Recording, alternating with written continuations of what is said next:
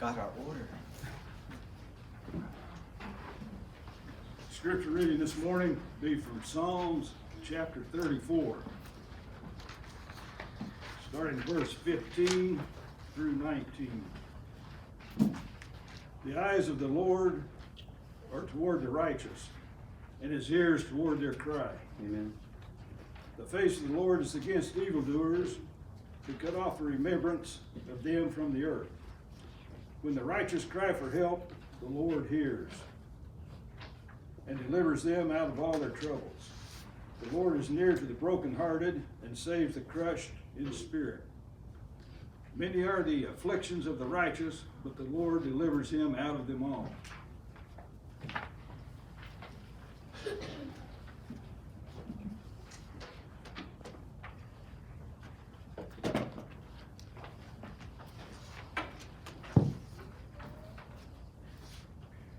Morning, church.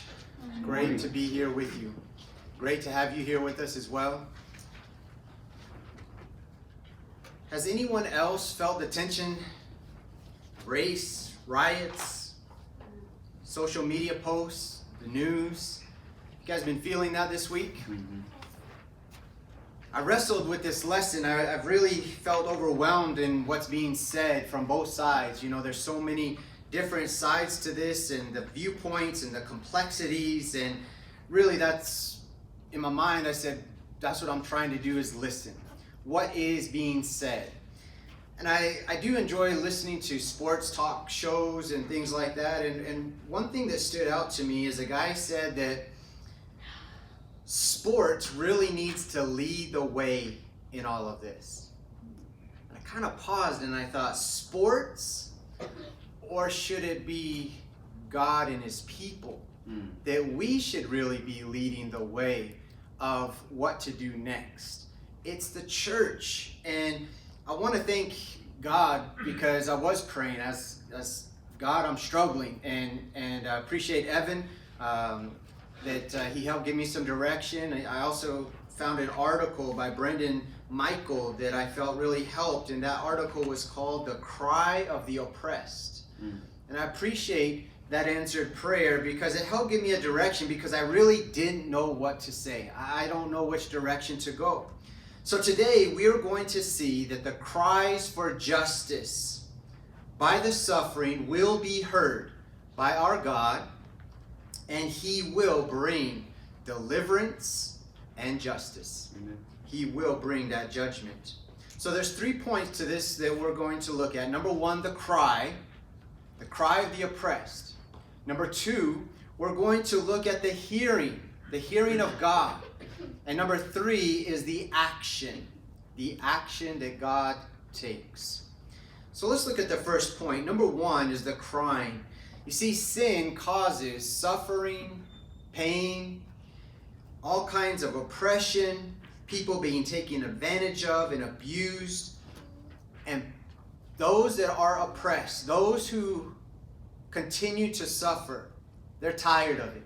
They get tired, they get weak, they get frustrated, get angry over and over. It seems like these things are happening to us.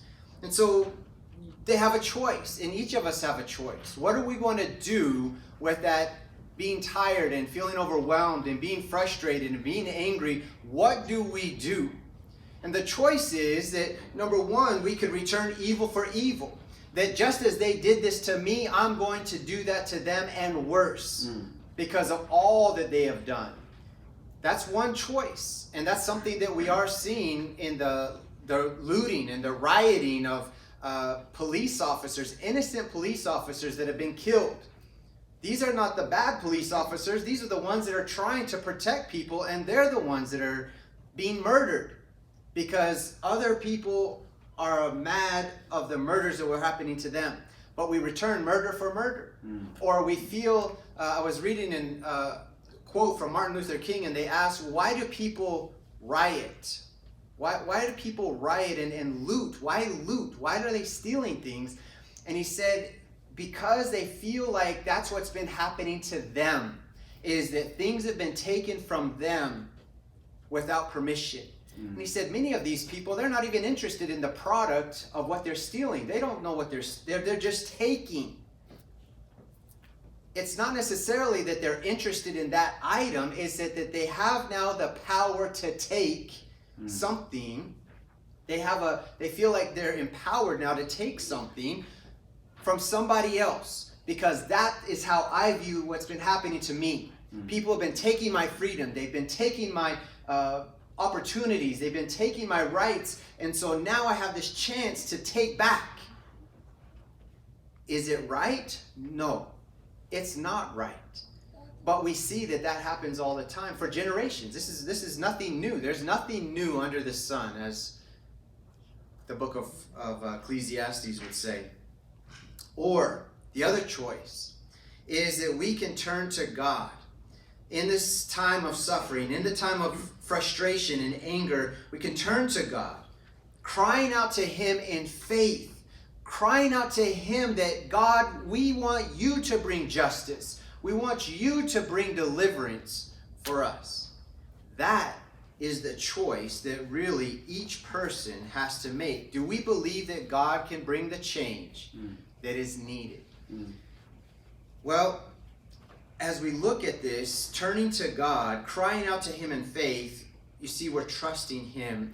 And crying out is a biblical term. You can look at this many times. If you guys get on Google and just type in crying out to God, and it will give you a list of all of the verses in the Bible of how God has heard our cries. But this crying out, I saw this in the article and I thought it was good. Why should we cry out? Why should we? Why should we cry out to God? And there were 3 points that were made. Number one, it says it reveals our weakness to change the problem ourselves.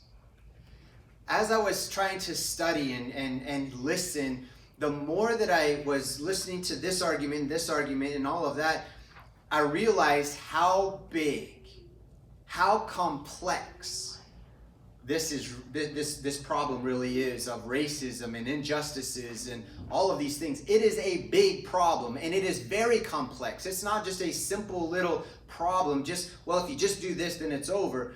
No, there's so many complexities, and so it's bigger than me. And I think that's one of the things that gets us frustrated, is it's bigger than what I can control. And when anything out of control, I either feel helpless, angry. What do you do? Right? And so, number one, if we're crying out to God, it reveals our weakness, our humility. Number two, it reveals our desperation, that we have nothing. We have nothing.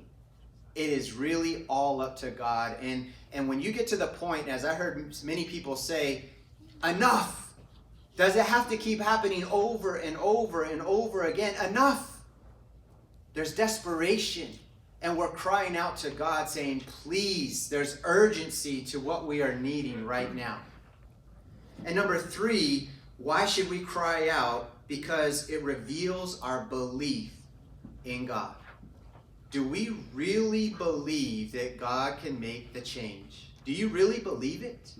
Because if we don't, then we won't cry out to God. We're going to be crying out to the government. We're going to be crying out and saying we need to make the change, because we're not believing in God. We've got to cry out to God that He does care, that He does hear, and that He has the power to change it. Remember Hebrews 11:6? It says that it is impossible to please God without faith. We have to believe that He exists and that He is a rewarder of those who diligently seek Him. God is a rewarder of those who seek Him. We've got to believe that. And so if we believe that God hears, that leads us to our second point. Number one, there's the crying. Number two, there's the hearing. God hears us. Why? Because He's our Father. He loves us. He's the shepherd that leads us. He's our creator, and He's compassionate. And the pain of His people breaks His heart. You see, many times in the Old Testament, God would say, you guys are crying out to your idols. Your idols can't hear. and your idols can't do anything about it. God is a living being. He's real. He's alive, and therefore, he hears our cries. He made us, and he cares for us, and he does have the power to do something about it. It breaks his heart. It breaks his heart to see his people. It's just like, remember when Jesus confronted Paul on the way to Damascus, and he says, Saul, Saul, why are you persecuting me? What they were doing to God's people, they're doing to him. You remember what Jesus says in the Sermon on the Mount? He says, when you give a cup of water to that person, you're giving it to me. When you visit that person in jail, you're doing that to me. You see, that's the idea, is that God is connected with all human beings. All of us. And he has given proof. God has given proof that he does listen. You remember last week, and those of you that have been following us in 1 John, you remember about Cain and Abel in Genesis chapter 4? It talks about how Cain killed his brother Abel. And when God comes to Cain, he says, the blood of your brother cries out to me. He was murdered, but that blood, the wrong, the sin that was done, it's crying out to God, and God hears it. In Genesis 18, Sodom and Gomorrah, some of us have heard about how Sodom and Gomorrah was known as a wicked city and that God destroyed it. But something you might not recognize is in Genesis 18 and verse 20, it says that outcry of Sodom and Gomorrah is indeed great. God was hearing all of these people who were living in the city, and there was an outcry, possibly even Lot. It says his heart was burdened because of all the wickedness. You don't enjoy it. There's so much pain and suffering. What about in Exodus chapter 3, verses 7 through 9? You remember how God's people had been in slavery in Egypt for almost 400 years? And in chapter 3, God says, I have surely seen the affliction of my people who are in Egypt. And I have given heed, meaning I'm paying attention. I'm giving heed to their cry because of their taskmasters. For I am aware of their sufferings. I'm aware of it. I hear it. I see it. I'm aware of it. God hears the cries of these people who are being oppressed in Egypt. Psalm 34, which was just read by Doyle, it says his ears are open to their cry. God hears their cry, the righteous cry. The Lord hears. The Lord is near to the brokenhearted. God has given us example after example. In Psalm 9, God does not forget the cry of the afflicted. Does that give us comfort? I think God forgot about us. God forgot that this is happening again and again. He says God does not forget the cry of the afflicted. He's not forgetting it. James, these are all Old Testament. What about in the New Testament? Does it say this too? James chapter 5, the outcry of those who did the harvesting has reached the ears of the Lord. I want us to think about several groups. So we see that God hears. Think about the different groups that are going on. There are those who feel like they have no voice. That was one of the things that I was hearing, is those who have been taken advantage of and oppressed. They're saying, listen to what we're saying. So one group is saying, there is a problem here. And the other side is saying, no, there's not. There's not a problem here. So if you continue to cry out, to ask for help, and it seems like nobody is listening, you feel like you have no voice. I feel voiceless. So for those who are voiceless and feel like no one is listening, God brings hope. But what about those who are deaf? Those who don't hear the cries of the suffering? Those of us in the church have to be careful with this. You see, because there are people that are crying out and saying, this is really happening. And there's another group that is saying, no, it's not. I think you're just oversensitive to this. They're not listening. There are people that are not listening to the cries of the oppressed, to those who are hurting. And we've got to learn to listen. For those of you that follow football, some of the teammates of Drew Brees, he had said some things that offended some of them. And they said, just listen. Just listen to us. Before you keep talking, just wait and listen. You see, we've got to hear what the other side is saying. For those people, we've got to open our ears and be patient. Those listening, those who are listening to the hurts and the cries of the afflicted, then let us be the hands and the feet of Jesus, because he hears the cries and he's working through his people, through the church, that not sports is supposed to lead the way. It's us. Amen. We're the ones that we're saying, hey, I'm hearing your cries. I'm hearing your hurting. I'm hearing your pain, and I want to help. Let us be those hands and the feet. That's what we've got to be doing as the church. So number one, you've got those crying out. Number two, we do have God that we know is listening. And number three, God doesn't just listen, he takes action. So the third point is God does something about it. You see, God is not a watchmaker. He's not the one that creates the clock, winds it up, and then walks away. That's what some people believe he did with the earth. He made the heavens and the earth and got it all working properly, and then he just stepped away. No, God came into the world. Amen. He came into our lives. He hears and he cares about your individual life. He does care. And I want you to see this, going back to the examples that, a couple of the examples we already talked about. Genesis 4, remember how he says the blood of Cain is crying out? Well, the next verse, it says, God took action. He told Cain, you are cursed. He recognized, he heard the cry, and he brought punishment on Cain.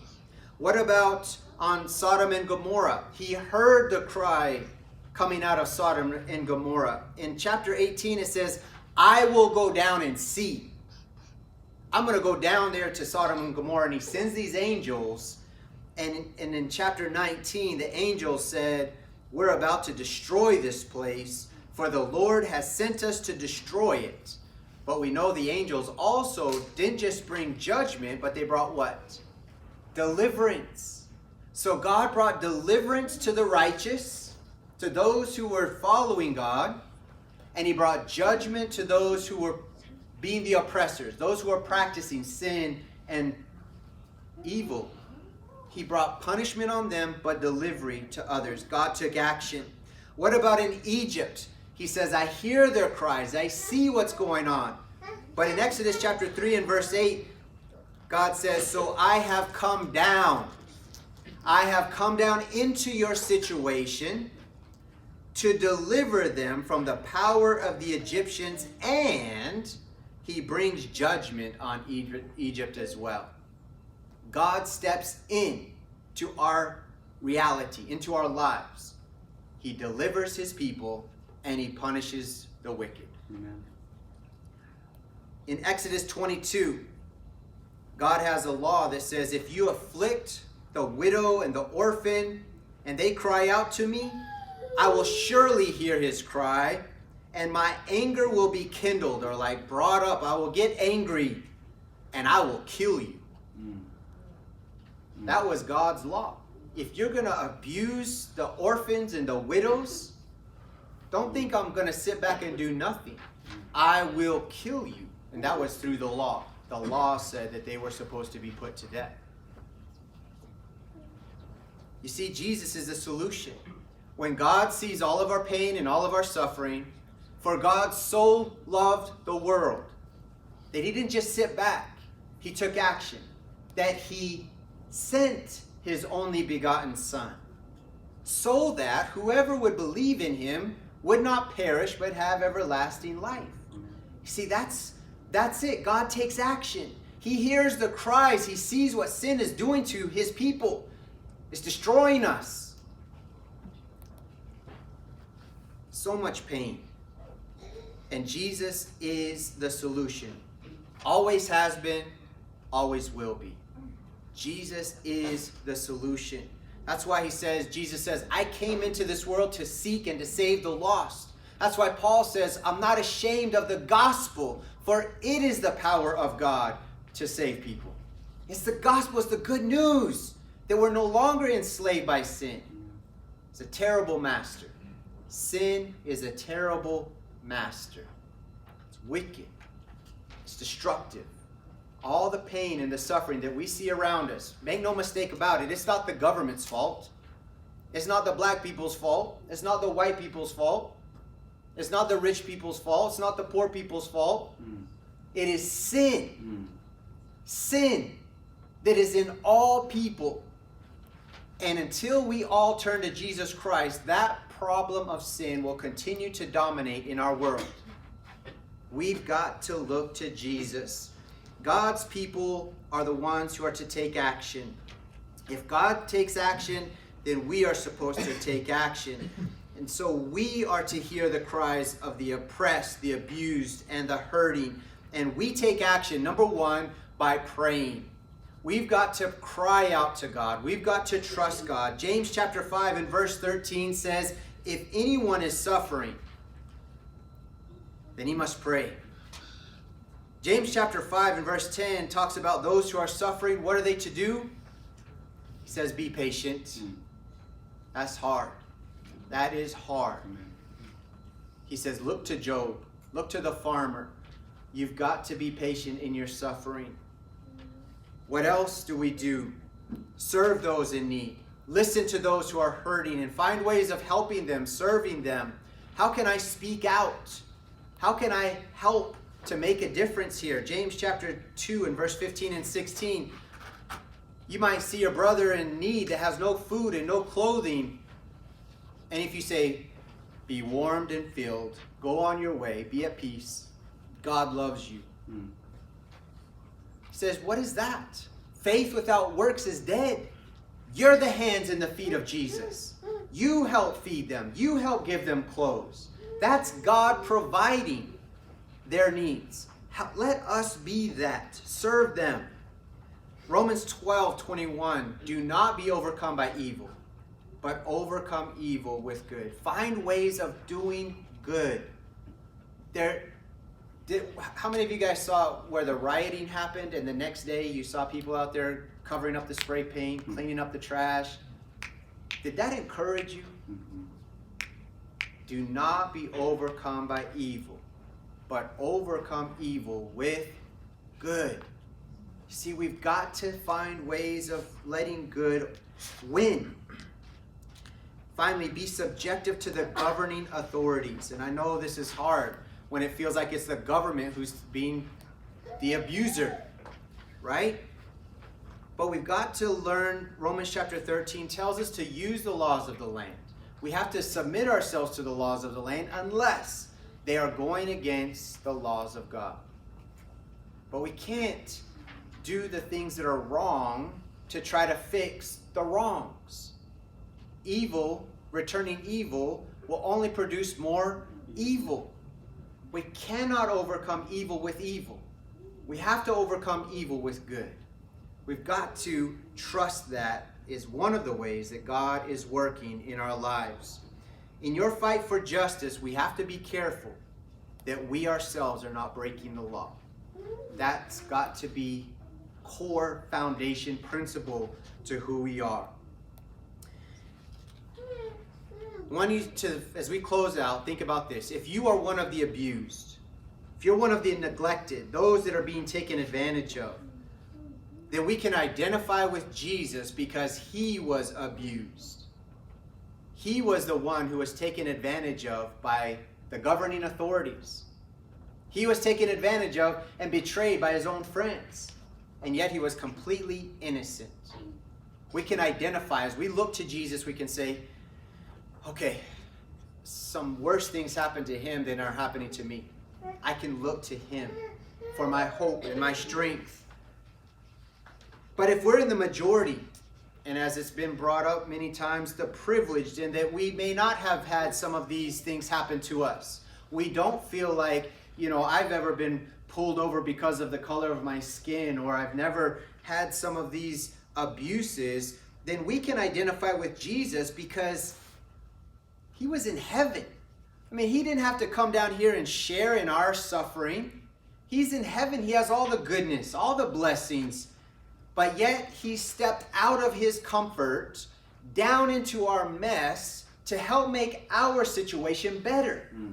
So if I'm not personally being abused or oppressed, then what I can do is to step into other people's oppression, their suffering, their difficulties, and find ways of making their lives better. Amen. Because that's what God has done for us. God looked at our misery, and he came into this world and became sin for us. We must cry out ourselves, and we must cry out for others. Because of all people, we should believe that God does care and God does bring about change. Do we believe that? We've got to be crying out to him that he will take action. We've got to be leading this change. Not the sports world, not the government, not our community leaders. It is God's people. Of all of those in the world, we have the wisdom of God and the power of God working through us. I hope that this lesson has helped us. I hope that it's something to give us something to think about. I hope that it's something that we can take action on, whatever group we're in, whichever way that we need to move forward. If there's something that we need to repent of, then we need to make that decision and say, you know what, I do need to make changes in my life. If we feel hopeless, let's turn back to God. Amen. He is the one. Jesus is the answer. If you need to respond, let us know when we're taking prayer requests here at the end. Let us know how we can pray for you and help you.